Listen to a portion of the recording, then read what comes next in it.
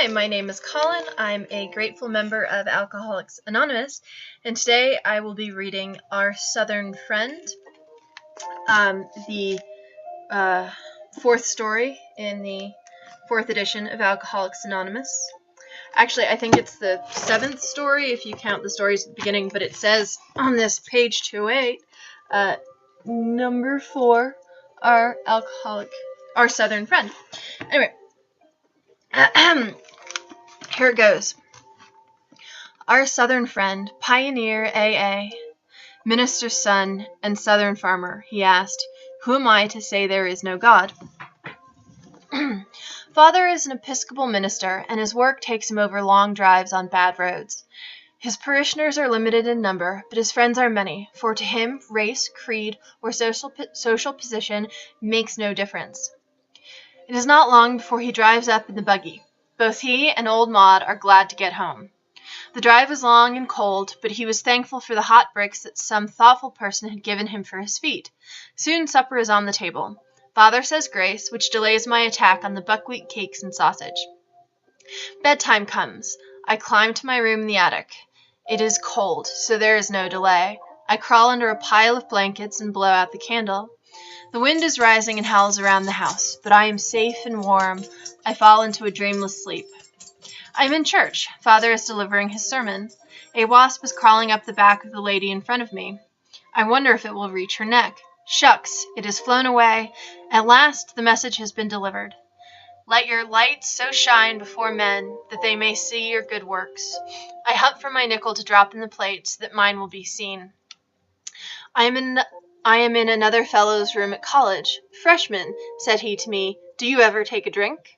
I hesitated. Father had never directly spoken to me about drinking, but he never drank any, so far as I knew. Mother hated liquor and feared a drunken man. Her brother had been a drinker and had died in a state hospital for the insane, but his life was unmentioned so far as I was concerned. I had never had a drink, but I had seen enough merriment in the boys who were drinking to be interested. I would never be like the village drunkard at home. "Well," said the older boy, "do you?" "Once in a while," I lied. I could not let him think I was a sissy. He poured out 2 drinks. "Here's looking at you," he said. I gulped it down and choked. I didn't like it, but I would not say so. A mellow glow stole over me. This wasn't so bad after all.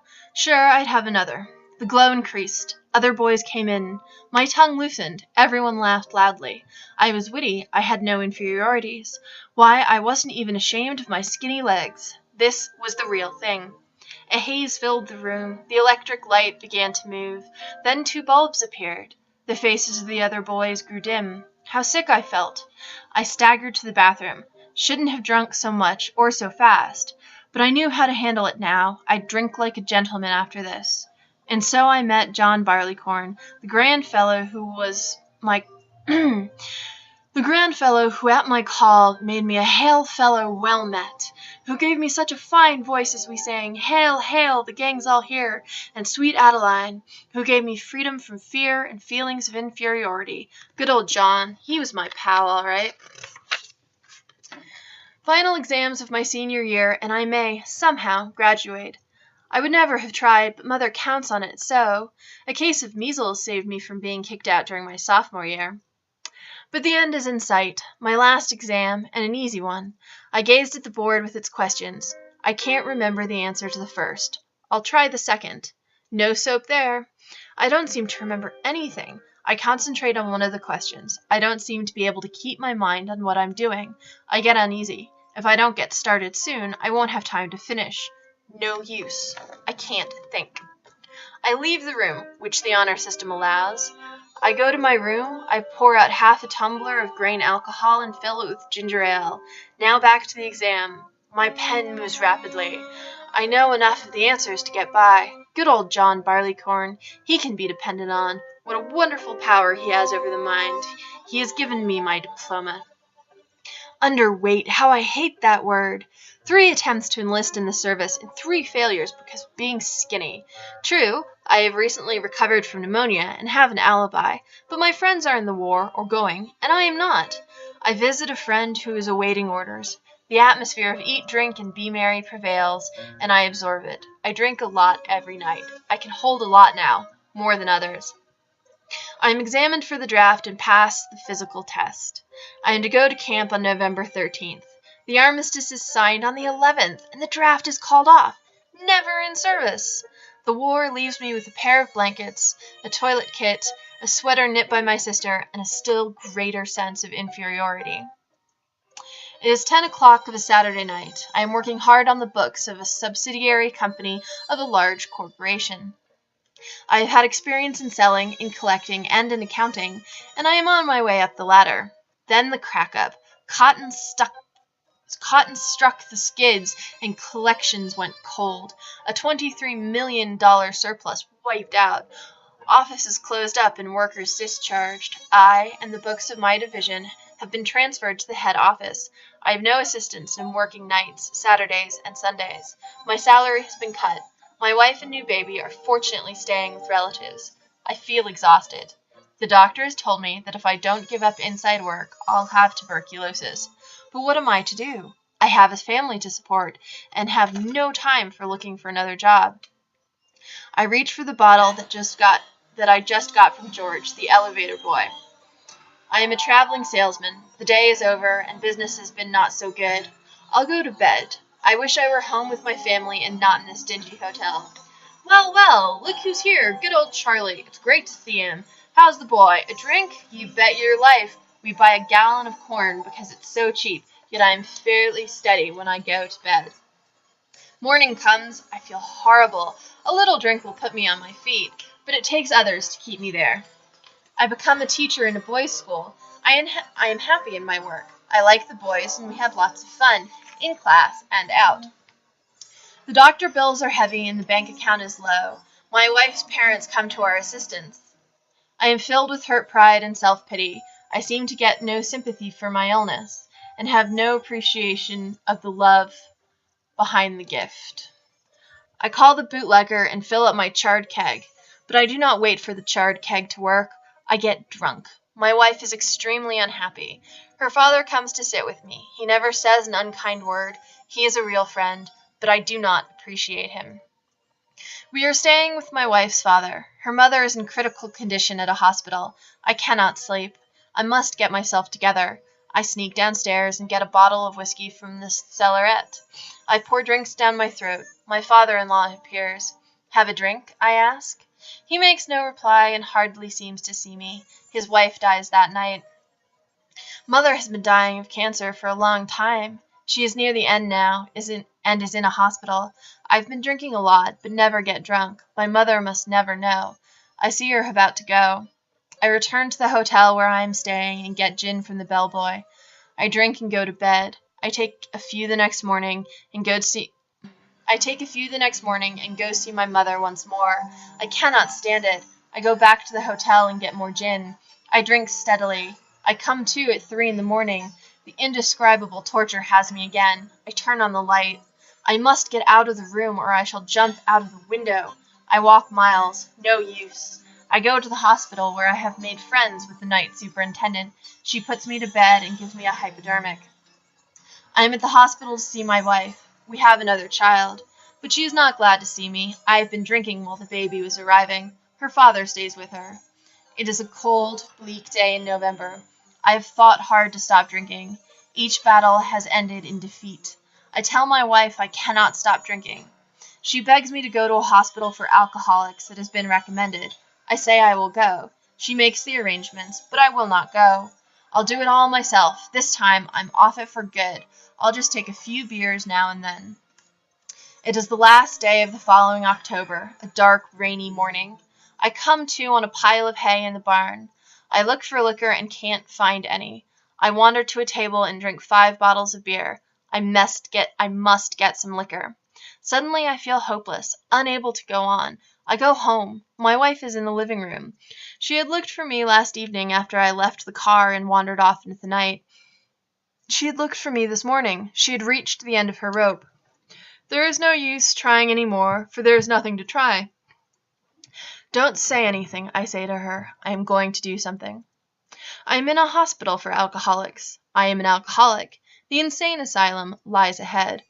Could I have myself locked up at home? One more foolish idea. I might go out west on a ranch where I couldn't get anything to drink. I might do that. Another foolish idea. I wish I were dead, as I have often wished before. I am too yellow to kill myself. 4 alcoholics play bridge in a smoke-filled room. Anything to get my mind from myself. The game is over, and the other 3 leave. I start to clean up the debris. One man comes back, closing the door behind him. He looks at me. You think you are hopeless, don't you? He asks. I know it, I reply. Well, you're not, says the man. There are men on the streets of New York today who are worse than you, and they don't drink anymore. What are you doing here, then? I ask. I went out of here 9 days ago, saying that I was going to be honest, but I wasn't, he answers. A fanatic, I thought to myself, but I was polite. What is it? I inquire. Then he asks me if I believe in a power greater than myself, whether I call that power God, Allah, Confucius, Prime Cause, Divine Mind, or any other name. I told him that I believe in electricity and other forces of nature, but as for God, if there is one, he has never done anything for me. Then he asks me if I'm willing to right all the wrongs I have ever done to anyone, no matter how wrong I thought the others were. Am I willing to be honest with myself, about myself, and tell someone about myself, and am I willing to think of other people, of their needs, instead of myself, in order to get rid of the drink problem? I'll do anything, I reply. Then all your troubles are over, says the man, and leaves the room. The man is in bad mental shape, certainly. I pick up a book and try to read, but I cannot concentrate. I get in bed and turn out the light, but I cannot sleep. Suddenly a thought comes. Can all the worthwhile people I have known be wrong about God? Then I find myself thinking about myself and a few things that I had wanted to forget. I begin to see that I am not the person I had thought myself, that I had judged myself by comparing myself to others, and always to my own advantage. It is a shock. Then comes a thought that is like a voice. Who are you to say there is no God? It rings in my head. I can't get rid of it. I get out of bed and go to the man's room. He is reading. I must ask you a question, I say to the man. How does prayer fit into this thing? Well, he answers, you've probably tried praying like I have. When you've been in a jam, you say, God, please do this or that.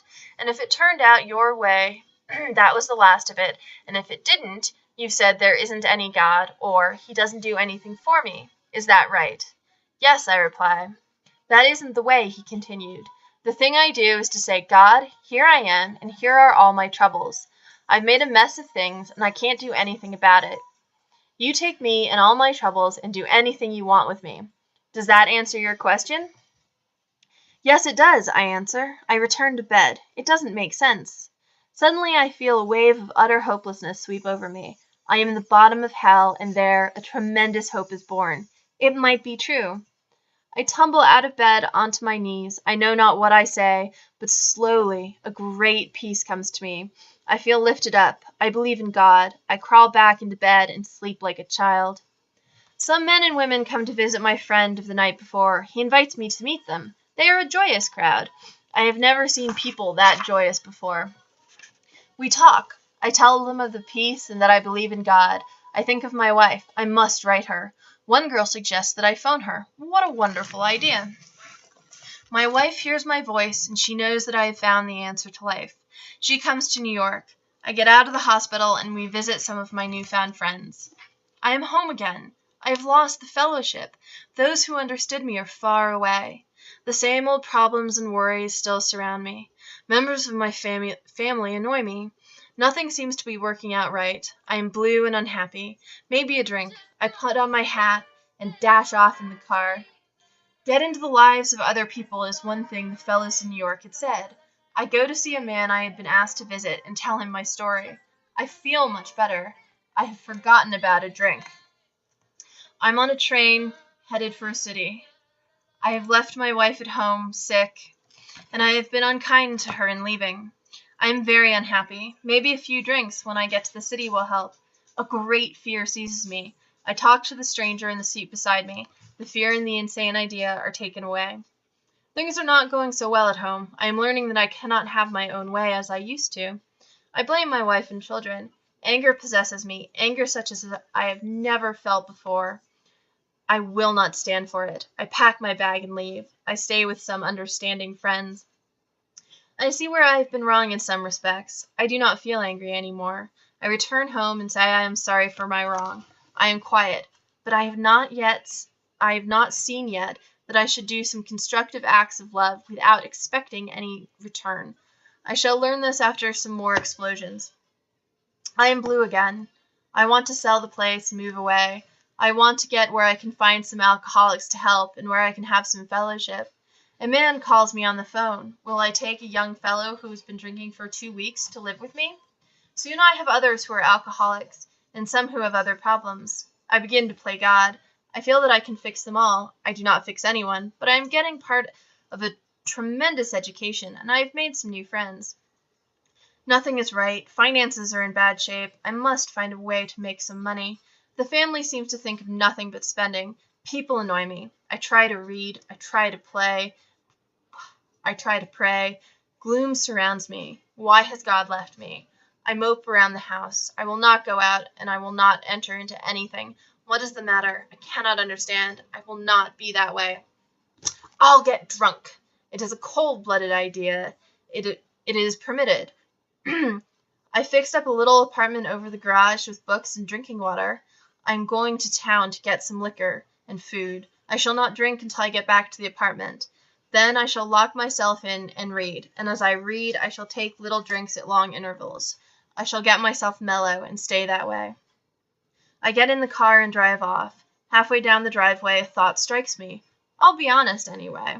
I'll tell my wife what I am going to do. I back up to the door and go into the house. I call my wife into the room where we can talk privately. I tell her quietly what I intend to do. She says nothing. She does not get excited. She maintains a perfect calm. When I am through speaking, the whole idea has become absurd. Not a trace of fear is in me. I laugh at the insanity of it. We talk of other things. Strength has come from weakness. I cannot see the cause of this temptation now, but I am to learn later that it began with my desire for material success becoming greater than my interest in the welfare of my fellow man. I learn more of the foundation stone of character, which is honesty. I learn that when we act upon the highest conception of honesty that is given us, our sense of honesty becomes more acute.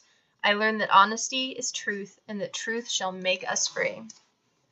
My follow-up video where I discuss these significant passages should be posted shortly, and it will be called Our Southern Friend Discussion.